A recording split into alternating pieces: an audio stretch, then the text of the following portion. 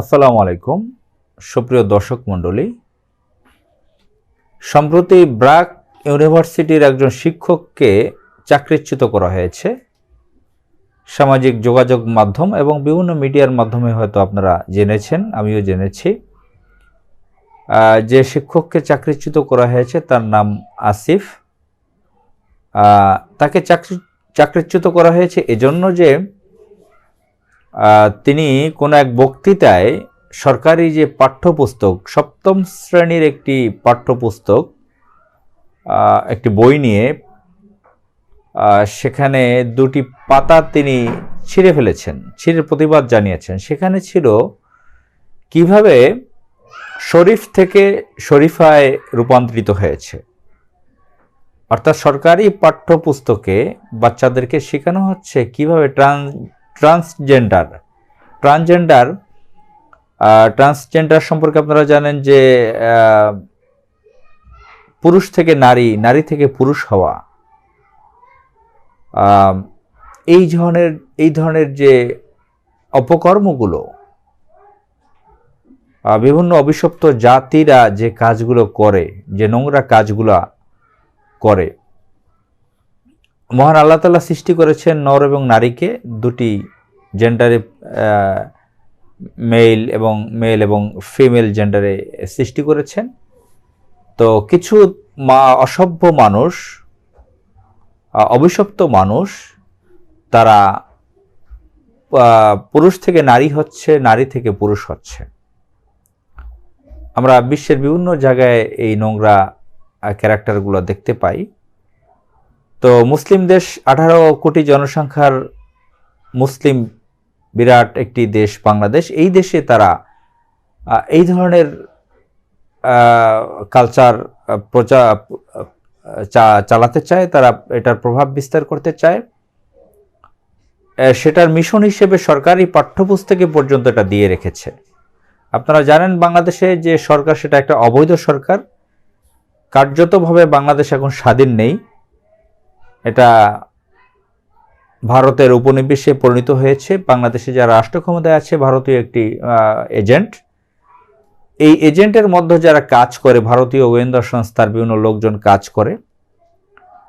তো তারা বাংলাদেশের শিক্ষার্থীদেরকে, তরুণদেরকে ধ্বংস করার জন্য, তাদের মেধা ধ্বংস করার জন্য, তাদের চরিত্র ধ্বংস করার জন্য, তাদের কালচার ধ্বংস করার জন্য তারা পাঠ্যপুস্তকে নানান ধরনের বাজে কথা, নোংরা কথা ঢুকিয়েছে। তার একটি পার্ট হচ্ছে শরীফ থেকে শরীফা হওয়া।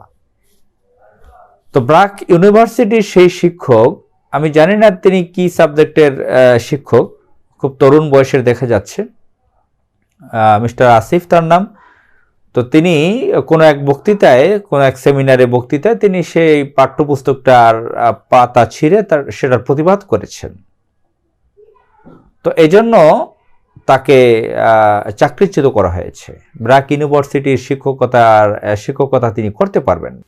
এর আগেও ব্র্যাক ইউনিভার্সিটিতে এ ধরনের কিছু ঘটনা আমরা লক্ষ্য করেছি। শিক্ষকদের চাকরিচ্যুতির ঘটনা এর আগে আমরা একবার দেখেছি। কিছুদিন পর পর এই ব্র্যাক ইউনিভার্সিটি আলোচনায় আসে। তো এই যে ব্র্যাক ইউনিভার্সিটি, আপনারা জানেন যে পৃথিবীর সবচেয়ে বড় এনজিও বলা চলে এটাকে। ব্র্যাক সুদভিত্তিক একটি ব্র্যাক, মানুষকে, গরিব মানুষদেরকে শোষণ করে, তাদের চুষে, তাদের থেকে সুদ নিয়ে তারা হাজার হাজার কোটি টাকার মালিক হয়েছেন। তারা তথাকথিত এনজিও নাম দিয়েছেন। তাদের বিভিন্ন প্রোডাক্টও রয়েছে, ব্যাংক রয়েছে, বহু ধরনের শত শত হয়তো প্রতিষ্ঠান তাদের আছে। আমরা তাদের কার্যক্রম দেখি সারা দেশে। তো তাদের পিছনে যে কারা কাজ করছে সেটা বোঝাই যাচ্ছে যে এখানে আন্তর্জাতিক ইসলাম বিরোধী মহল এটার সঙ্গে কাজ করছে, বোঝা যাচ্ছে। যদিও আমরা দেখি ব্র্যাকে চাকরি করছেন অনেক দাড়িওয়ালা, টুপিওয়ালা, বোরকা পরা, হিজাব পরা লোকদেরকেও আমরা দেখি। ব্র্যাক ইউনিভার্সিটিতে অনেক ইসলামিক পরিবারের, মুসলিম পরিবারের সন্তানদেরকে আমরা পড়তে দেখি। প্র্যাকটিসিং অনেক মুসলিমদেরকেও দেখি, তাদের পরিবারের ছেলেমেয়েরা ওখানে পড়ে। তো আপনারা জানেন বাংলাদেশে প্রাইভেট বিশ্ববিদ্যালয়ের ব্যবসার প্রসার ঘটেছে। তো তো ব্র্যাক এনজিও তথাকথিত সে এনজিও সুদভিত্তিক এই প্রতিষ্ঠান, তারা ব্র্যাক নাম দিয়ে BRAC, আপনারা জানেন এটা একটা অ্যাব্রিভিয়েশন, এই নাম দিয়ে তাদের সেই প্রতিষ্ঠানের প্রধান নাম দিয়ে তারা ইউনিভার্সিটিও করেছে। বেশ ভালো ব্যবসা হচ্ছে, শত শত কোটি টাকা তাদের ব্যবসা হচ্ছে। তো তাদের প্রতিষ্ঠানের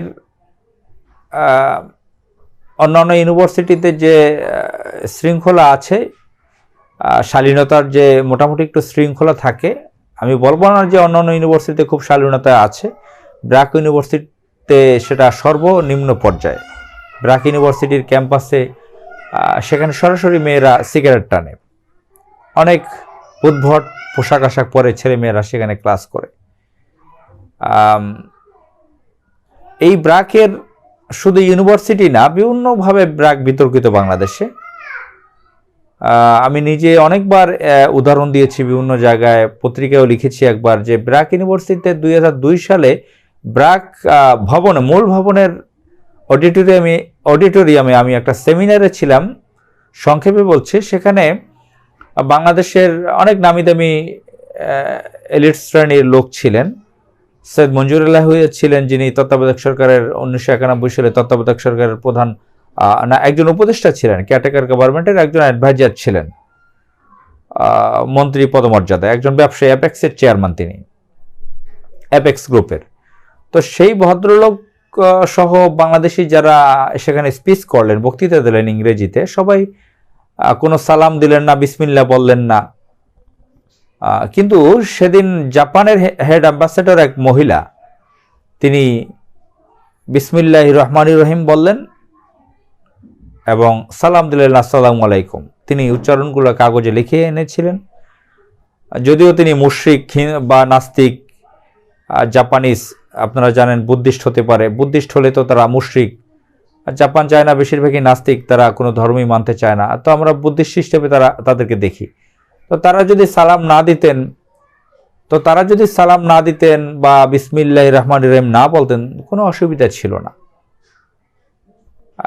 কিন্তু তিনি বাংলাদেশের কালচার বুঝে, যে এটা মুসলিম দেশ, এখানে এই কালচার চলে, অথচ বাংলাদেশের নাগরিকরা, শিক্ষিত নাগরিকরা একটা সালাম দিলেন না।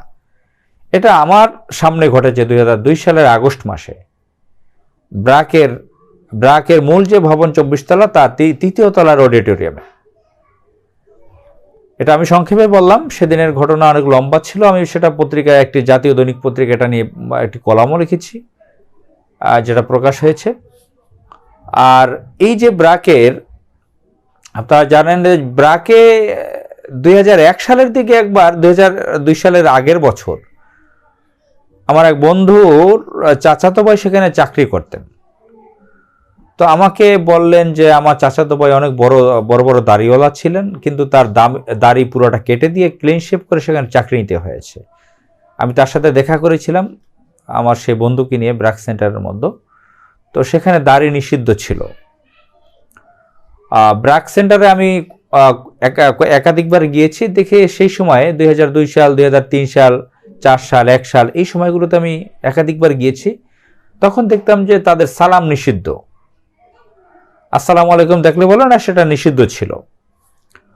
তো সেটা এখন চালু হয়েছে কিনা জানি না। তবে আমরা যখন গাড়ি দিয়ে যাই মহাখালীর দিকে, তখন আমরা দেখি যে বিভিন্ন এমপ্লয়েরা বেশ হিজাব টিজাব পরে যাচ্ছেন, মহিলারা বা দাড়ি টুপিওয়ালা লোকজনদেরকেও দেখি টেকি, হয়তো তারা সেটা শিথিল করেছে। আপনারা জানেন যে বাংলাদেশে প্রাইভেট আরেকটি ইউনিভার্সিটি আছে, নর্থ সাউথ ইউনিভার্সিটি, বাংলাদেশের প্রথম প্রাইভেট ইউনিভার্সিটি, 1992 সালে প্রতিষ্ঠিত হয়েছে। এই ইউনিভার্সিটিতে আপনারা জানেন যে প্রাইভেট ইউনিভার্সিটির মধ্যে বিভিন্ন ধরনের কম্পিটিশন থাকে, গ্রেড 1, 2, 3 এভাবে আসে। বিভিন্ন পারফরমেন্সের কারণে তাদের এভাবে নাম্বার 1, 2, 3 এভাবে গ্রেড দেওয়া হয়। তো সেক্ষেত্রে নর্থ সাউথের নামটা বেশি আসতো। সেই নর্থ সাউথ কিন্তু জঙ্গির বিষয়ে বিতর্কিত হয়েছে। সেখানে ইসলামিস্টরা নাকি টিচার জঙ্গিপনা করে, এমন লোক টিচার, এ ধরনের আলোচনা নর্থ সাউথ ইউনিভার্সিটি নিয়ে হয়েছে। এখন আমার প্রশ্ন আসে, এই ধরনের যে ব্র্যাক ইউনিভার্সিটিরা নতুন যারা ইউনিভার্সিটি করেছে, এরা কি আসলে ষড়যন্ত্র করেছে সরকারের সাথে সংযোগ রেখে? কেন ব্র্যাক ইউনিভার্সিটি সে ধরনের সমালোচিত না হয়ে ঝামেলায় না পড়ে নর্থ সাউথ পড়তে গেল? যদিও নর্থ সাউথের যারা পরিচালক, যারা ফাউন্ডার, প্রতিষ্ঠাতা, তারা কোনো ইসলামিস্ট ছিলেন না, কোনো ইসলামিক রাজনৈতিক দলেরও না। তবে ব্র্যাক ইউনিভার্সিটির থেকে একটু ডিফারেন্স আছে সেখানে, ন্যূনতম কিছু হলেও ডিফারেন্স আছে সেখানে। তো এখন সন্দেহ আসছে, আমার পার্সোনালি আমার কাছে সন্দেহ আসছে যে নর্থ সাউথ ইউনিভার্সিটিতে সে ধরনের কোনো ষড়যন্ত্র করেছে কিনা তারা মিলে। আপনারা জানেন এই যে ব্র্যাক বাংলাদেশে দীর্ঘ বছর থেকে সুদের ব্যবসা ঢুকিয়েছে সারা বাংলাদেশে। মনে হচ্ছে তারা প্রতিবেশী দেশ ভারতের সাথে একত্রে কাজ করছে, এই অবৈধ সরকারকে তারা সহযোগিতা করেছে বিভিন্নভাবে। এর আগেও আপনারা জানেন যে কোনো একজন শিক্ষককে সেখান থেকে চাকরিচ্যুত করা হয়েছে। ব্র্যাক ইউনিভার্সিটি আরও কয়েকবার বিতর্কিত হয়েছে বিভিন্নভাবে। আমরা তো আশা করব যে তারা একটা ভালো ব্র্যান্ডের ইউনিভার্সিটি করেছে, ভালো ভালো শিক্ষক সেখানে নিয়োগ দিয়েছেন, বিদেশি ডিগ্রি প্রাপ্ত ভালো ভালো স্কিলওয়ালা টিচার নিয়োগ দিয়েছেন, ভালো ভবন করেছেন মেরুল বাড্ডাতে। এর আগে তাদের ইনভেস্টিগেশন ডিপার্টমেন্টের যে ভবন ছিল 19 তলা মহাখালীতে, সেখানে তারা ইউনিভার্সিটি শুরু থেকে চালিয়েছেন, করার পর থেকে এখন মেরুল বাড্ডায় মূল ক্যাম্পাস করেছেন। তো সেখানে ছেলেমেয়েরা ভালো শিখবেন, ইংরেজি শিখবেন, ভূগোল শিখবেন, ইতিহাস শিখবেন, ল শিখবেন, ফিজিক্স, কেমিস্ট্রি, বায়োলজি শিখবেন। নানান দিক থেকে তারা জ্ঞান অর্জন করবেন, দেশের জন্য তারা দেশে কল্যাণ বয়ে আনবেন, নিজেদের পরিবারের জন্য, জাতির জন্য কল্যাণ বয়ে আনবেন। কেন তারা অসভ্যপনা, নোংরামি শিখাচ্ছেন? তাদের এই বিষয়ে নিজেদের মধ্যে চিন্তা আসা উচিত, তাদের ক্ষমা চাওয়া উচিত, তাদের ভুল থেকে ফেরত আসা উচিত, ভুল ভেঙে তাদের ক্ষমা চাওয়া উচিত এবং ওই সমস্ত নোংরা পদ্ধতি থেকে তাদের ফিরে আসা উচিত। আসসালামু আলাইকুম।